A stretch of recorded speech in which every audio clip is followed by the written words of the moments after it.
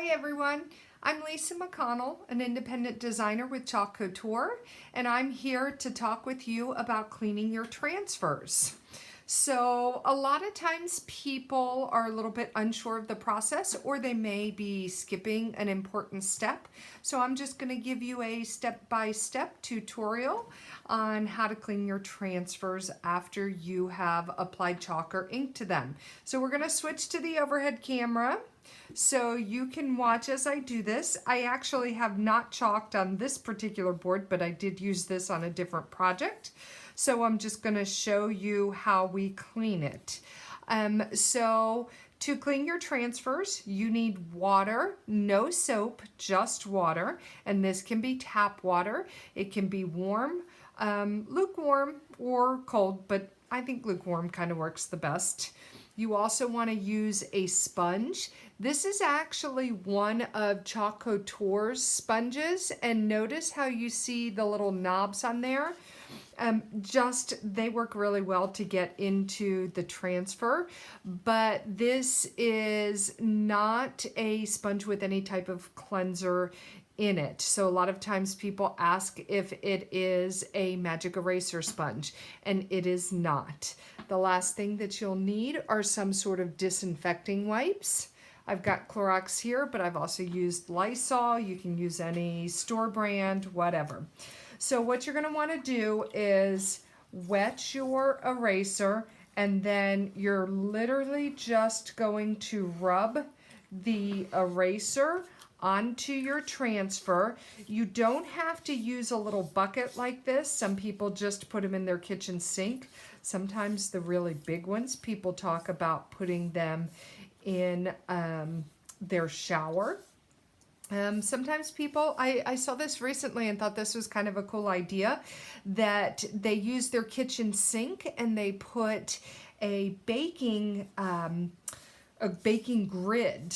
So they put that into their sink and then they use the sprayer. So I've just rubbed the chalk off, and I have to tell you guys, okay, I'm gonna tell my little secrets here. This chalk that was on here is about 5 or 6 days old. So I didn't clean it the other day. I was in such a rush and I didn't clean it, and so it's been sitting here. Do as I say, not as I do. Okay, so we're going to turn this over so that the sticky side is face up. We're going to take one of our Clorox or disinfecting wipes, and we're going to wipe off the excess water on the back of this transfer. And then once that evaporates, then it will be sticky again. It's not very sticky right now, but it will be in just a minute. So I'm gonna grab another towel here to wipe my hands. And I want to show you that after it dries, I am going to put it right back onto the carrier sheet. Now the carrier sheet, I'm not sure if you'll be able to see this or not, but it has a little bit of a gloss on one side, and on the other side there is no gloss. It's just flat. So hopefully you can see that. So you want to put it on the gloss side. The glossy side, it's almost like it's laminated so that the adhesive will not stick to the paper.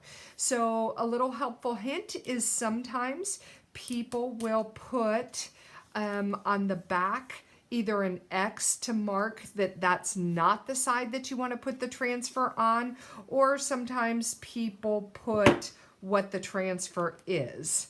So I'm just going to put a little Y there so that I know that that is not the side that I want to use. Now look and see how sticky that became again after using the Clorox wipe. So now I'm just gonna line this back up and put it onto my carrier sheet so that I'm good to go for next time.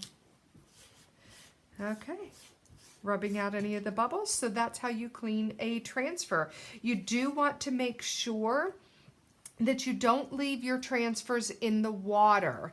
The thing that will kill the adhesive is water, so you literally want to just get it in and get it cleaned and put it back on your carrier sheet. You don't want to let it soak in the water too awfully long. I mean, it's okay if it's in there for a few minutes, but it is that water that eventually kills your adhesive. And not to worry, you've got plenty of uses out of your transfers, but it is the water. So the quicker you get it washed off and wiped with the Clorox wipe and put back onto your backing sheet, the longer your transfer will last. So I hope this has helped you to understand the process of cleaning your transfers. If you have any questions, don't hesitate to comment or reach out to me. You can find me on Facebook at With Love Lisa, and the handle for that is WLoveLisa. Or you can find me on my website, which is www.withlovelisa.com. Thanks so much for watching this video, and happy chalking!